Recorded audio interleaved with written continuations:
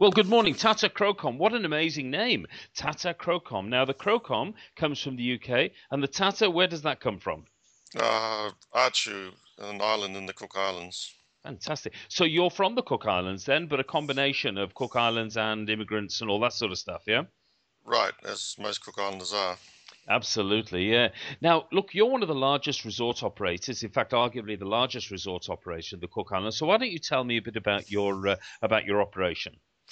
Well, we have three resorts: the Rarotongan Beach Resort, which is a 109 suite a resort Yep. hotel, full service resort hotel on its own private beach and in front of a marine reserve. So it's got a lot of kids' facilities, a creche, a kids' club, a teen zone, kids' menus, kids' rooms. Mm, So we have a big kids family business. We also have a lot of meeting and conference and center business. We do hundreds of weddings a year, and they wow, often bring big groups with them, particularly out of New Zealand. And then we have general run-of-the-mill folks who just want to have a getaway in paradise. brilliant. So then we have also the Sanctuary Rarotonga on the beach, which is a 49 beachfront suite adults only resort, Mm, and has a full set of services, three restaurants, its own activities, etc. It's co-located with the Rarotonga in front of the Aroa Marine Reserve, so it's got the best snorkeling on the island, probably in the South Pacific, right in front of the resort.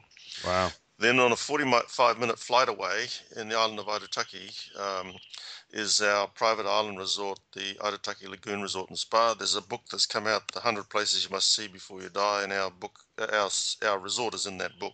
Oh, what It's an got, accolade. mm, that also is a adults only resort and very popular with honeymooners, particularly from Australia.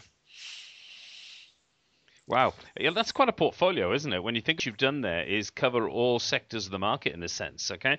Because, the adventure and sort of snorkeling, diving side of things is covered, the family resort side of things is covered, and yet you're in an idyllic location like the Cook Islands, with, from an Australian perspective, new connections with Air New Zealand from Sydney, but also Air New Zealand running extensive services from New Zealand to Rarotonga.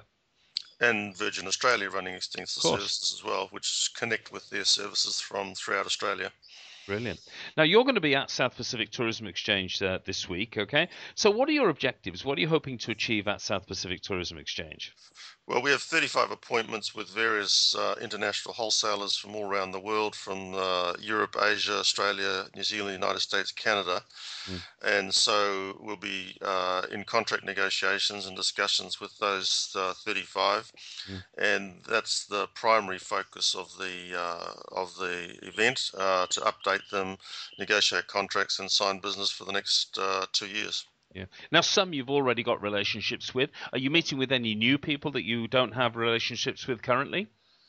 There's a number out of Asia and Europe that are new, that are looking at expanding into the Cook Islands or the South Pacific, and so those provide for new business. But obviously, the majority of our wholesalers in America and Australia and New Zealand and the UK Mm, have been in this part of the world for a long time, yeah, and the real focus is on expanding our business with them, particularly in the honeymoons, weddings market out of Europe and North America, sure. and in the family market out of New Zealand.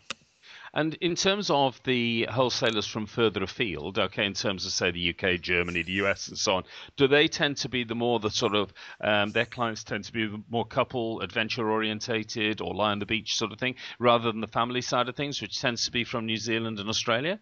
You do get some family business of people on round the world trips out of Mm, Europe and North America, so they take a sort of a family stopover in the Cook Islands. It's mm, small.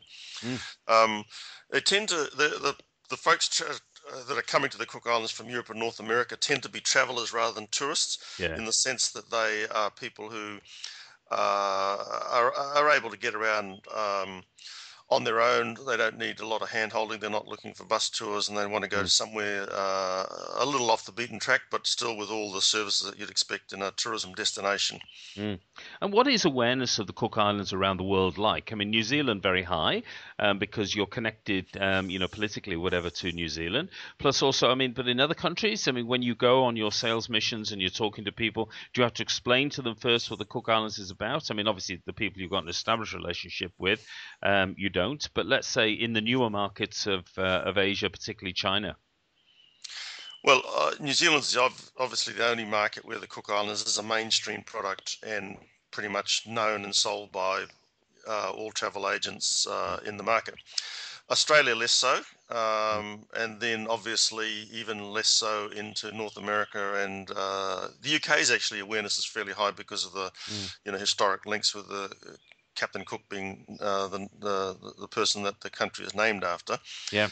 being a famous British navigator. Hmm. And obviously in Asia, it's very much a greenfield situation Yeah. where you're educating folks about the destination. So there's a big part of educating people about the destination that Mm. forms part of what we do at SPT.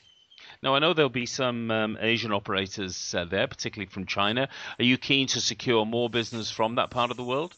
We're starting to get the first visitors come out from China. Mm. Obviously, the Chinese government has been very active and designated the Cook Islands an approved destination, I Mm. think almost 10 years ago.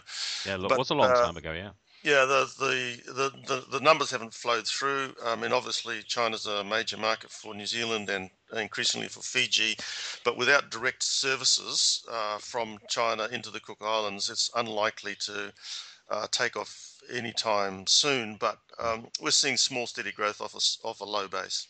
Brilliant. Well, Tata Crocombe, thank you for your time this morning. I really appreciate it. It's exciting to hear of businesses like yours in places like the Cook Islands, which, albeit relatively remote, but with established markets like New Zealand and established markets like the long haul markets of the UK, USA, and so on, but also exploring new markets. And I wish you all the best in South Pacific Tourism Exchange, and I hope it proves to be highly beneficial for you. I've no doubt it will be. Thank you. Thank you.